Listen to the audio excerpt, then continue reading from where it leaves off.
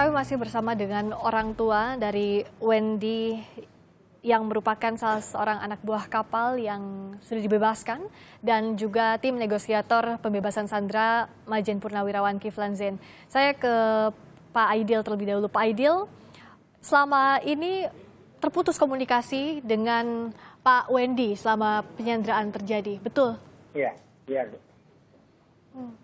Selama si Wendy di Sandra, itu terputus komunikasinya, Bu. Tidak pernah komunikasinya. Tidak ada nyambung itu, Bu.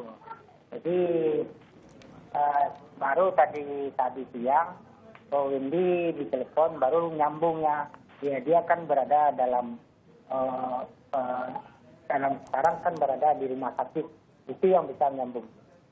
Jadi selama 1 bulan terakhir ini, bagaimana Pak Aidil juga keluarga mencari informasi soal kondisi dari Pak Wendy?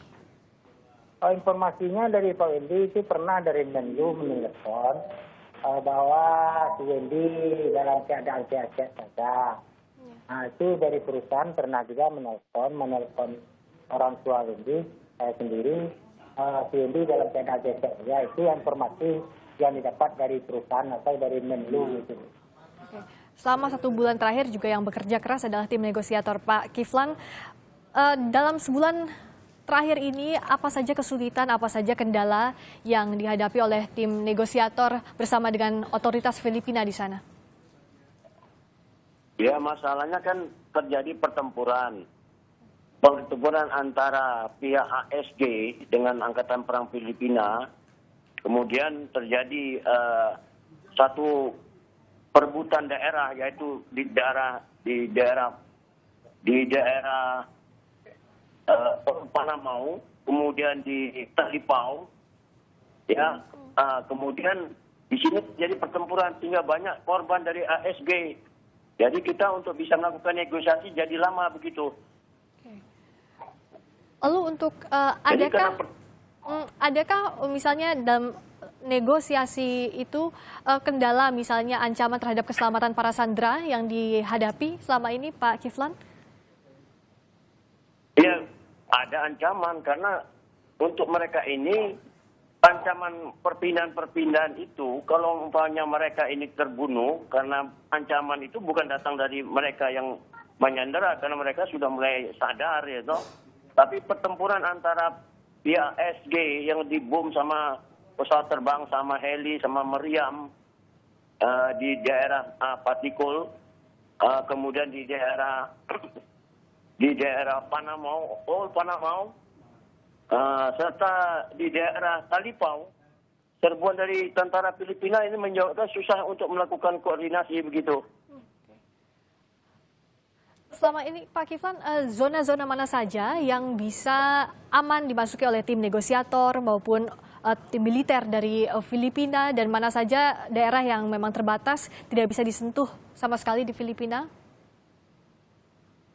Semua daerah tidak aman, jadi setiap hari jangan bergerak malam. Kalau bergerak malam itu pasti terjadi kontak tembak dan bisa terbunuh. Di daerah ini kan tidak ada lampu di jalan-jalan seperti daerah Pulau Jawa. Jadi kemudian semua daerah tidak aman. Yang kita lewati semua tidak aman. Kalau tidak ada izin dari pos-pos militer, maka kita tidak bisa bergerak. Baik. Dan saat ini juga Pak Kiflan, Pak Aidil, kami sudah tersambung dengan staf khusus Presiden bidang komunikasi, Johan Budi. Selamat sore, Mas Johan. Selamat sore, Friska. Kami mengapresiasi, kami mengucapkan selamat akhirnya 10 warga negara Indonesia bisa dibebaskan dari Filipina. Ya. Lalu, tapi masih ada PR 4 warga negara Indonesia lainnya. Apa saja langkah-langkah yang sedang disusun oleh pemerintah saat ini? Apa saja fokus pemerintah, Pak Johan? Ya, jalur pertama yang digunakan tentu diplomasi ya, yang tadi juga disampaikan oleh Menteri Luar Negeri ya, termasuk juga dalam menyelamatkan para WNI. Concern Presiden adalah terkait dengan keselamatan warga negara Indonesia ya. Jalur itu akan digunakan dan seperti juga dalam proses penyelamatan 10 WNI ya, yang baru saja diserah terimakan oleh Menlu pada keluarga, itu juga dilakukan untuk yang 4 WNI ini. Perlu disampaikan juga bahwa kejadian ini menginisiasi Indonesia, dalam hal ini Kementerian Luar Negeri dan Panglima TNI untuk bertemu dalam pertemuan dengan Menteri Luar Negeri Filipina, kemudian juga Malaysia, terkait dengan pengamanan seputar perairan itu ya.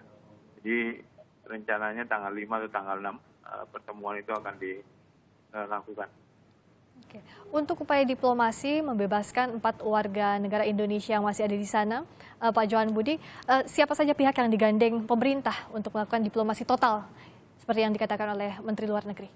Ya, jadi diplomasi total itu yang pertama tentu tidak mengignore ya peran dari pihak-pihak informal ya, baik yang ada di Indonesia maupun yang ada di Filipina atau Malaysia.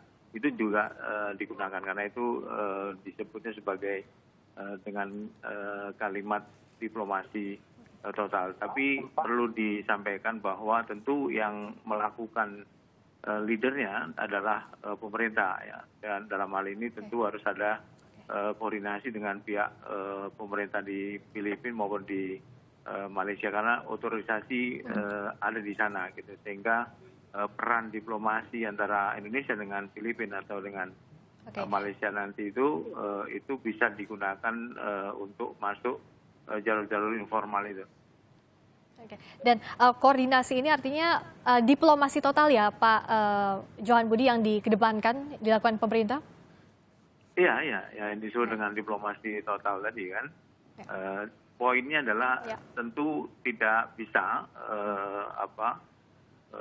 pihak-pihak di luar pemerintah Filipina seperti yang menyelamatkan 10 sandera WNI itu tanpa ada izin atau otorisasi dari pihak Filipina ya. Termasuk menggunakan kekuatan intelijen. Baik.